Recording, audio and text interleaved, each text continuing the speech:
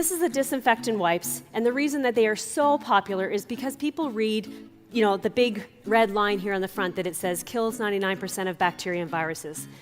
Myself, I'm not a germaphobe at all, so I'm not so much concerned with the fact that the surface is not properly disinfected. My bigger fear is if you're using these on a surface that will come in contact with children or food or porous surfaces, that you need to come behind with a clean cloth with potable water only to remove the toxic chemical that's left behind. So my favorite example of this is to think about a teacher in a classroom. So that teacher has a bunch of sniffling and coughing kids, and they all head out to recess, and he or she is going to grab these wipes and start going from desk to desk to desk, quickly disinfecting the surfaces. But we know that when those kids return to their desks, what are they being exposed to? What do they do at their desks? They're eating food off their desks. They're resting their heads on their desks, their arms on their desks. So I like to do a demonstration in my parties with a product called Glow Germ. So it's been around since the 1960s, and it's used to teach antiseptic techniques. For example, teaching children how to properly wash their hands or to teach antiseptic techniques in a lab or a medical field. It basically simulates bacteria on a surface, and it casts sort of a glow when you have it exposed to a black light. The reason I love this demonstration is because it's such a good visual indicator for you. When you're doing this demonstration at a party, you are going to want to dim the lights, and you're going to sprinkle your Glow Germ onto your surface.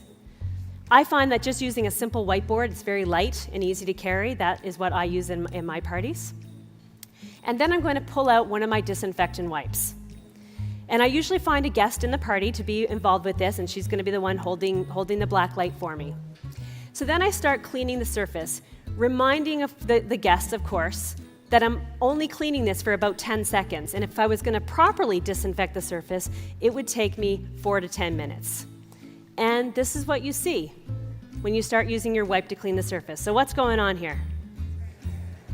It's smearing it all around. The chemical's just being smeared around, and you see that that's what's left behind, all the chemical.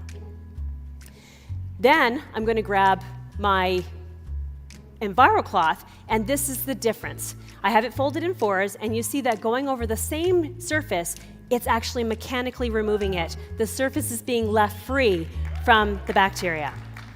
But here's the interesting part. When I grab that dirty wipe and I go back to the same board, what just happened? I put it back on there. So think about that classroom again. The teacher went from desk to desk to desk. So what has she actually done? She's moved the bacteria, the germ that was on one desk, and actually spreading it around. And the difference is when we go with our EnviroCloth, we don't have that same cross-contamination. So in the party, I will repeat this 3 or 4 times at least, showing that it goes back on with the wipe, and then the EnviroCloth will keep removing it. It's impactful, right?